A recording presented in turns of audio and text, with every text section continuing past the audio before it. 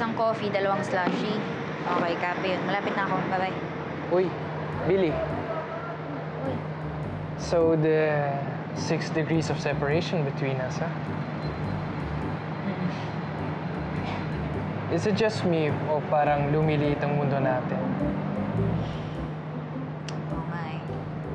Isipin mo, nanay mo si Tita Beatrice. Pinsan mo si Ethan. Pareho pa nating half-brother si Toti. Wait, ano? What? Hindi mo alam?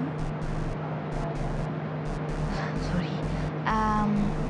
Yung tatay ko, tatay rin ni Toti.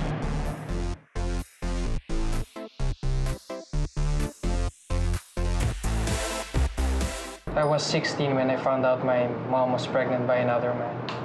Naghiwalay sila ng dad ko. Tapos sumama ako sa dad ko sa Belgium. And that was it. I never wanted anything to do with my mom anymore. So, that's why I never met Toti. Pwede mo naman siyang ma-meet ngayon eh. Mabait si Toti. Pero naiintindihan kita kung medyo awkward pa yung feeling mo ngayon. Ganyan din ako eh. Pero naumpisa lang. Si Yuan, yung isang friend ni Ethan, siya yung nagpa-realize sa akin na hindi naman kasalanan ng bata kung anak siya sa labas. So yun, unti-unti naging okay kami ni Toti. Ngayon, sobrang close na namin. Parang kapatid na buo na nga namin siya ni Kuya eh. Kung hindi ka pa ready makita ulit ang mommy mo, kahit si Toti muna, bigyan mo siya ng chance na makilala ka.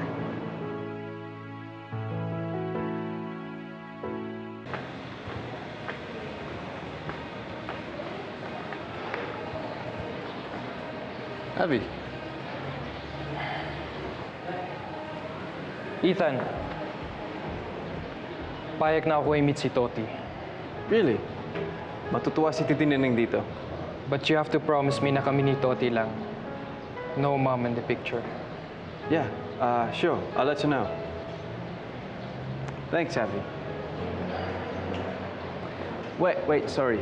Abby, what made you change your mind? I'm just curious. Si Billy.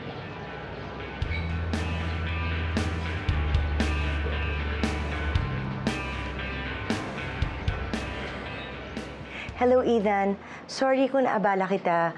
Gusto ko lang tanungin kung nagkausap na ba ulit kayong dalawa ni Avi? Yes, po. Actually, I have news for you. Talaga? Ano yun? Pumayag si Abby, i-meet si Toti. Wow! Thank you! Maraming salamat, Ethan.